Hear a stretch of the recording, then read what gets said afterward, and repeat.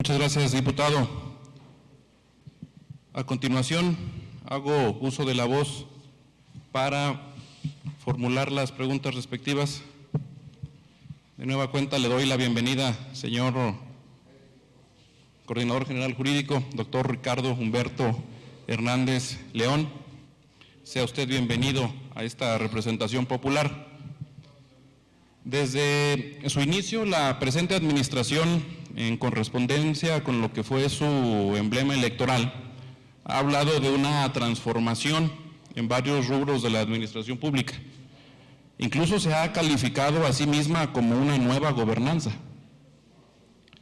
Sin embargo, más allá del plano discursivo, quisiéramos saber, señor coordinador, más allá de lo que las directrices políticas han establecido, particularmente en el ámbito jurídico normativo, ¿en qué consiste esta nueva forma de gobernar a la que hace referencia este gobierno?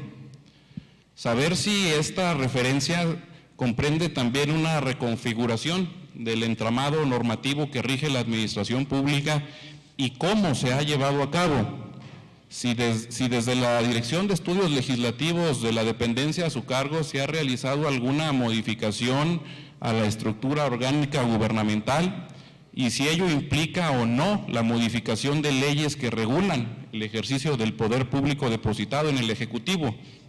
Y en su caso, si durante todo este primer año de labores se ha estado trabajando en algún proyecto de iniciativa de ley o de decreto para reformar la vida institucional o el proyecto al que se refieren en su eslogan de gobierno.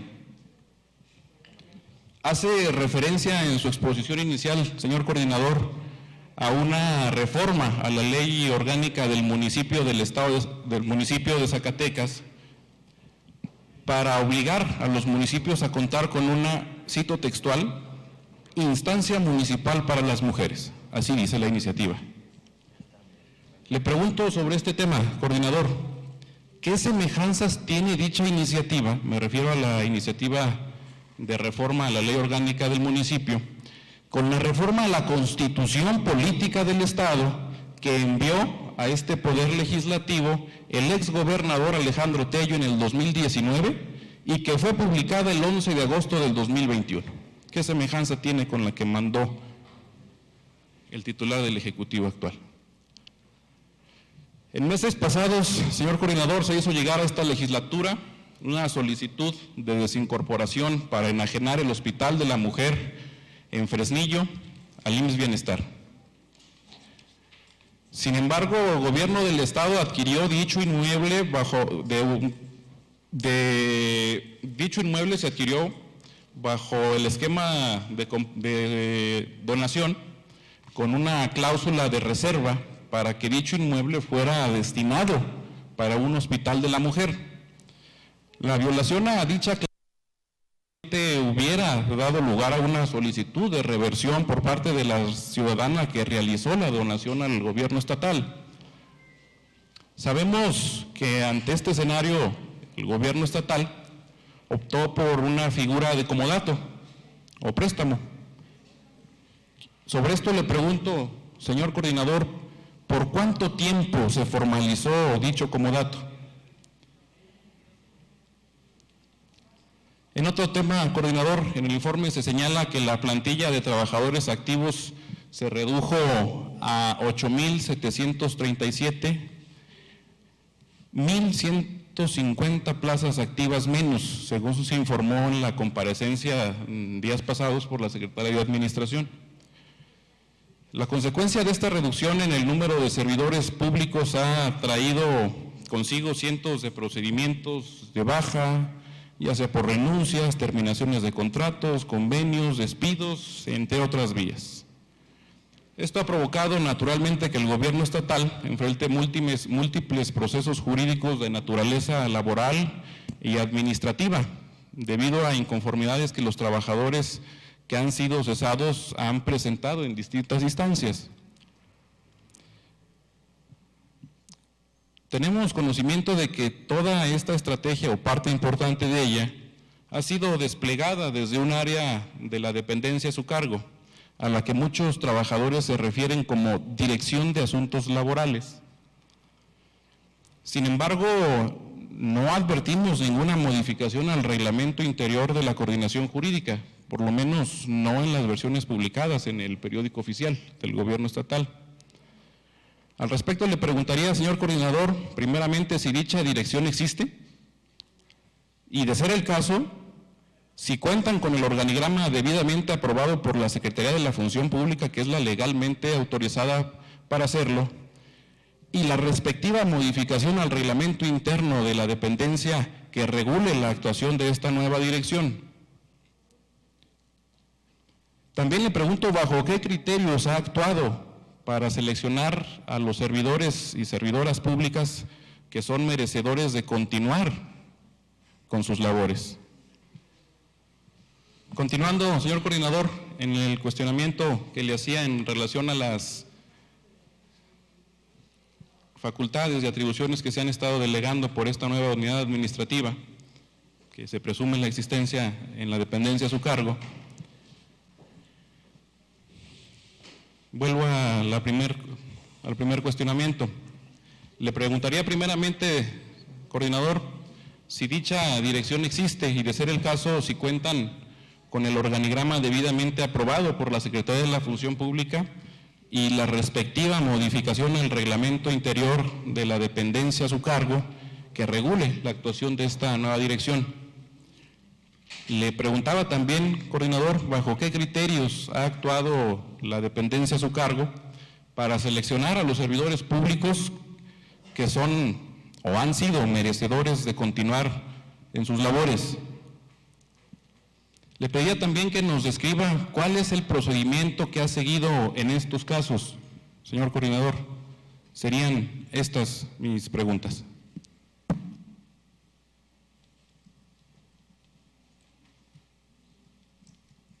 Le concede el uso de la voz por 3 minutos para dar respuesta a las mismas. Sí, cómo no. Muchas gracias, diputado Salas. Pues qué bueno, porque me da oportunidad de ahora hacer una retrospección de la estructura. Cuando llegué yo al gobierno del Estado el 13 de septiembre, puedo decir que no conocía ya a nadie de la coordinación. No conocía ya a nadie. Me di a la tarea de revisar las funciones, las personas que encabezaban cada uno de ellos, de esos espacios. Primero, pero porque ¿cuál era el objetivo de la nueva gobernanza? La nueva gobernanza, en el concepto que lo hemos aplicado y en el ámbito de nuestras correspondencias en la Coordinación General Jurídica, es dar ante todo certeza legal, tener una eficiencia presupuestal también. Además, una estructura eficiente, no burocrática, no obesa. Contar con un organigrama que nos diera certeza de los lugares. Encontramos muchas dependencias y donde había más gente laborando que en la estructura orgánica. Es por ello que se emitieron normativas que iban tendentes a regular ello, como la Ley de Austeridad y Disciplina Financiera, porque ante ellos teníamos que ir buscando la eficiencia en el servicio. En el gobierno del Estado, implementar una política y una mística de trabajo no es difícil, es involucrarse con los trabajadores, es sensibilizarse con ellos. Si bien es cierto, yo tenía un concepto muy distinto de los trabajadores del gobierno del Estado, mi encomienda principal y de manera personal fue meternos a una dinámica de trabajo adecuado, que a final de cuentas en las diferentes dependencias y entidades del gobierno del Estado hay una diferencia de 1,100 y tantas personas menos. Pues sí, ha conllevado un ejercicio de austeridad bastante fuerte, pero en el marco del respeto, como decía yo, el establecer convenios no fue fácil, pero fue el mecanismo menos lacerante y menos ofensivo para los trabajadores. Darles su lugar como personas y como trabajadores para que tuvieran ellos el conocimiento y la oportunidad de más adelante hacer lo que a su interés convenga, como fue muchos que firmaron convenios o muchos que se fueron por la demanda, 72 gentes. Por eso también, ahorita que usted lo señala, señor diputado, respecto de la reforma a la ley orgánica para las instituciones de las mujeres, que era muy similar a la anterior, yo lo dije hace rato, muchas de ellas sirven y han servido. Yo no he tenido ningún empacho en que las normas que estaban vigentes y que tienen utilidad se sigan aplicando, y las que requieran cambio, hacer la propuesta de cambio, ¿sí? Respecto del Hospital de la Mujer, ojalá y pudiéramos ver un mapa del Hospital de la Mujer. En el Hospital de la Mujer, y yo se los dije desde un inicio, no soy proclive a andar haciendo remembranza de lo anterior. No, a mí vale madre, ya lo anterior ya pasó. Tenemos ya no me interesa mucho. Tenemos el detalle que en el Hospital de la Mujer, miren, si voltean acá atrás, tenemos el detalle que el Hospital de la Mujer, aquí está una gráfica donde el Hospital de la Mujer, aquí está la mujer en Fresnillo, cuando se concretó la permuta con las dueñas anteriores, las señoras Falcón, se les dio un terreno de cerca de 6 hectáreas, de 30 hectáreas contra una que nos dieron aquí. Desproporcionadamente, desde entrada, era muchísimo lo que se les daba, y el terreno del gobierno de Estado está más para acá. Se les dio por esta. ¿Por qué? Por la vialidad, porque estaba cerca de la vialidad. Y luego, ¿qué dijeron ellas? Exactamente, diputado, construye un hospital si no se revierte el compromiso de la promesa de permuta. Se construyó el hospital. Eso fue lo que la legislatura anterior así aprobó, la permuta. Pero lo que no aprobó la legislatura fue que se construyera esta vialidad. Esta vialidad, porque estaba para el fraccionamiento de la señora. Y esta vialidad dijeron, la queremos construida con pulgada de 36 pulgadas, con drenaje de 36 pulgadas, con una entrada de agua de 6 pulgadas. Al Hospital de la Mujer se le surte con 1 pulgada, ellas la pidieron con 6 pulgadas, con vialidades de cemento, de concreto, y además con acometida de luz, todo muy organizadito, y que esto llevara la conducción hasta el colector de las Américas, que se va para la planta tratadora de Fresnillo. Bueno, todo lo que no se concretó, lo que no autorizó la legislatura, acabamos de meter una denuncia ante la función pública, porque la administración del sector salud en aquel entonces se fue más allá de lo que la legislatura le aprobó. ¿Cómo le vamos a cumplir a la señora? Construyéndole ahí, porque además no hay una estación de rebombeo, no hay una planta tratadora de aguas residuales, y obviamente que conlleva una inversión de más o menos 170 millones de pesos más. Obviamente que estamos atendiendo el problema. Por ello, en estos momentos, ante el Seguro Social, ante el IMSS de Bienestar, se entregó con formato de comodato. Un comodato que, de acuerdo a la propia ley, no tiene un periodo de vigencia, ¿sí? Dice en la cláusula 13ª, el presente instrumento jurídico entrará en vigor el día de su firma y estará vigente hasta en tanto se cumpla con el objeto del mismo, que fue la donación ante la legislatura. Por ello, nosotros, para dar la certeza jurídica, tuvimos que hacer ese tipo de acomodo. Ya el hospital le va a dar una atención médica universal a toda la gente de Valparaíso, Sombrerete, en la región, pero en la cuestión jurídica lo estamos atendiendo. Junto con la Secretaría de Obras Públicas fuimos a ver qué viabilidad hay para conectar el drenaje. Quieren un drenaje de 48 pulgadas a un lado del Cerezo, obviamente que por seguridad es imposible, pero bueno, estamos atendiendo eso en lo que corresponde al Hospital de la Mujer. Y va a haber un fraccionamiento también bastante amplio, que bueno, ya son intereses económicos que hay que, ya vimos junto con el sistema de agua potable de Fresnillo, la viabilidad. Ahora, respecto del personal, yo se los decía, cuando llegué no los conocía, y ahora me honro mucho de que sea un equipo profesional, comprometido, con mucha capacidad y que efectivamente la dirección de asuntos laborales o el ámbito de asuntos laborales se lleva a cabo por personal de la coordinación y que estamos proponiendo en la nueva integración del organigrama la creación de esa figura, porque estamos atendiendo problemas laborales de toda índole, y la característica principal es la negociación. El perfil académico, su compromiso laboral, los años de servicio, fueron el elemento para que en un inicio, desde septiembre del año pasado, yo le propusiera al señor gobernador me otorgara nombramientos provisionales para el personal, para que finalmente en el mes de noviembre se otorgaran nombramientos definitivos. Creo que todos, y principalmente yo, estoy a prueba y a su consideración. ¿Será cuánto?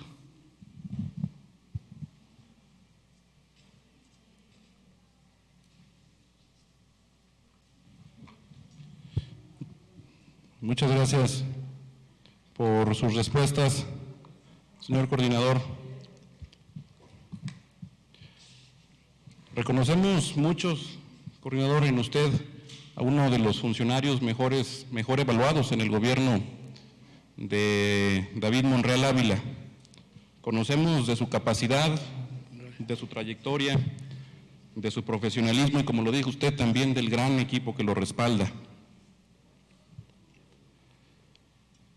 Sin embargo, es necesario hacer algunas precisiones en torno a las respuestas recibidas sobre los cuestionamientos hechos, sobre la transformación que pretende llevar a cabo este gobierno.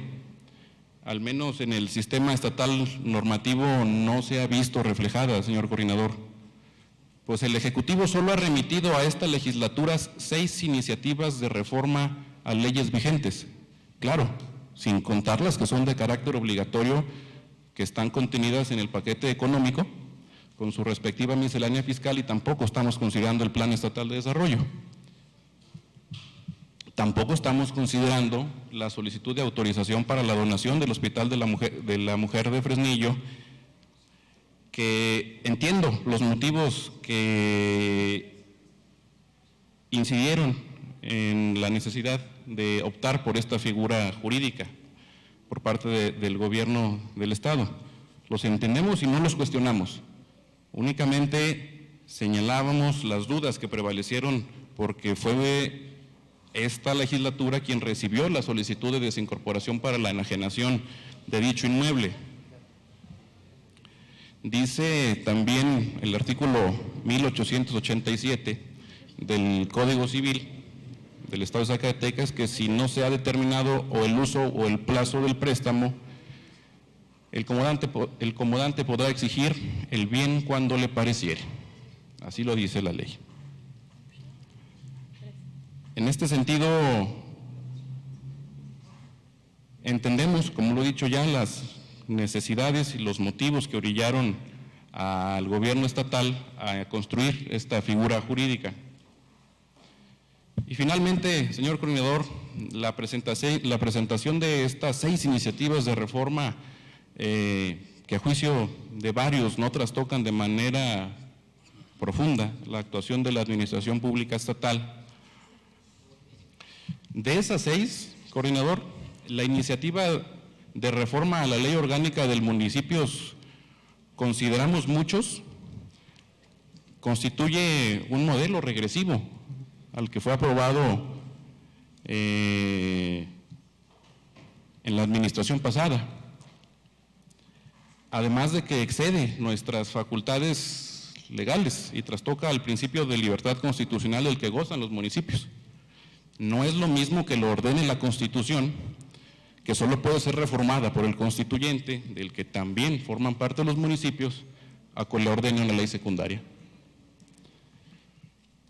El modelo vigente establece la obligatoriedad para los municipios de contar con una instancia de carácter paramunicipal, dicho de otra manera, un organismo público descentralizado de la administración municipal, con personalidad jurídica y patrimonio propio que les permita salvaguardar los derechos de desarrollo y seguridad de las mujeres.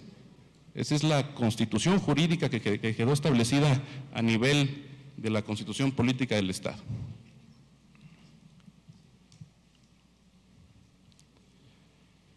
Es así que, más allá del plano discursivo y del ámbito mediático, no observamos una estrategia de cambio en este gobierno, por lo menos en lo que respecta a la estructura y al andamiaje jurídico-administrativo. Todo lo contrario, durante las comparecencias de este informe se ha evidenciado que se continúa con la mayoría de las políticas públicas y de los programas que se desplegaron por la administración anterior.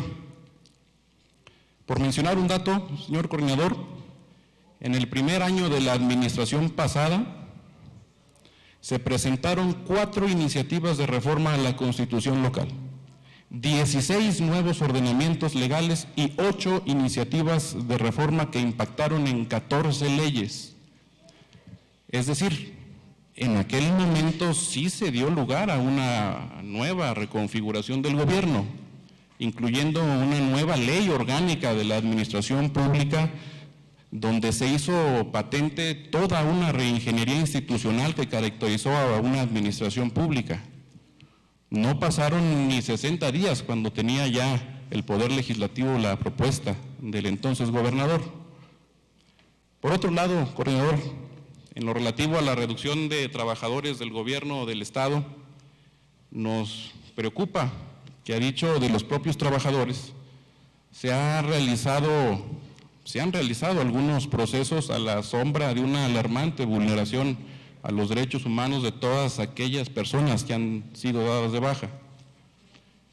Cientos de trabajadores se han quejado de la actuación de un gobierno que, en muchos casos, se limitó a entregar un oficio signado por los titulares de la Secretaría de Administración y por usted en su calidad de Coordinador General Jurídico, con la instrucción o advertencia hacia el trabajador de que, cito textual el contenido que incluso circuló en distintas plataformas de comunicación social: no deberá tener acceso a las instalaciones de su adscripción so pena de incurrir en responsabilidad penal y o administrativa.